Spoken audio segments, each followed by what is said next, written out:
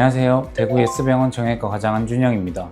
여러분 평소에 조금만 걸어도 다리가 터질 것처럼 아프고 저려서 가다가 멈추고 하신 적 있으신가요? 아이고 허리야 하면서 쪼그려 앉아 잠깐 쉬면 또 좀 괜찮아지니까 나이 들어서 그렇겠지, 단순히 피곤해서 그렇겠지 하고 넘기시는 분들이 정말 많습니다. 하지만 이런 증상이 반복된다면 척추뼈 뒤에 신경 통로가 좁아져서 발생하는 대표적인 퇴행성 질환, 바로 척추관 협착증을 의심해 봐야 합니다. 오늘은 디스크와는 또 다른 중장년층 보행 건강에 가장 큰 적인 척추관 협착증에 대해 가장 정확하고 자세한 의학적 사실들을 핵심 Q&A를 통해 알려드리겠습니다. 가장 많이들 혼동하시는 부분입니다. 두 질환 모두 허리와 다리의 통증을 유발하지만 통증이 나타나는 양상은 정반대에 가깝습니다. 허리 디스크는 젤리 같은 디스크 물질이 밀려나와 신경을 누르는 질환입니다. 허리를 앞으로 굽힐 때 통증이 심해지고 앉아있을 때 통증이 악화되는 경향이 있습니다. 보통 20대부터 40대까지 비교적 젊은 층에서도 자주 발생합니다. 척추관 협착증은 나이가 들면서 척추 주변의 뼈나 인대 같은 조직이 두꺼워져 신경이 지나가는 통로 자체가 좁아진 상태를 말합니다. 허리를 앞으로 굽히면 신경 통로가 일시적으로 넓어져서 편안함을 느끼지만 반대로 허리를 뒤로 꼿꼿이 필 때 통증이 심해집니다. 주로 50대 이상의 중장년층에서 전형적인 퇴행성 변화로 나타나게 됩니다. 의학 용어로 간헐적 파행이라고 부르는 증상이 가장 대표적입니다. 쉽게 말해 쉬다 걷다를 반복하는 보행장애입니다. 처음 걸을 때는 괜찮다가도 일정 거리를 걸으면 엉덩이부터 종아리, 발바닥까지 저리고 쥐어짜는 듯한 통증이 내려옵니다. 이때 길가에 쪼그려 앉거나 허리를 앞으로 숙여서 쉬면 신경 통로가 일시적으로 넓어지기 때문에 통증이 싹 가라앉습니다. 그래서 다시 걷기 시작하지만 얼마 못 가서 똑같은 통증이 반복되죠. 협착이 심해질수록 통증 없이 걸을 수 있는 거리가 점점 짧아지게 됩니다. 단순한 통증을 넘어 보행거리가 제한되면 하체 근력이 급격히 저하됩니다. 걷지 않다 보니 심폐기능과 전신 건강이 무너지는 도미노 현상이 발생합니다.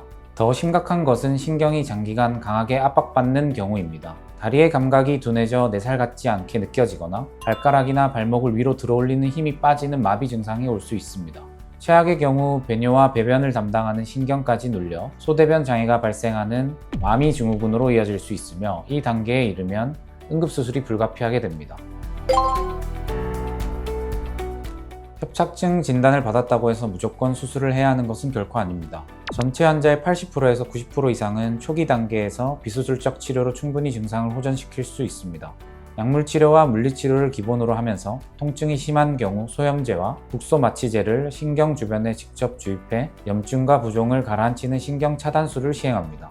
또한 척추관 내부로 가느다란 관을 삽입해 유착을 물리적으로 제거하고 신경성형술이나 풍선 확장술 같은 시술을 통해 좁아진 통로를 넓혀줌으로써 증상을 안전하게 완화할 수 있습니다.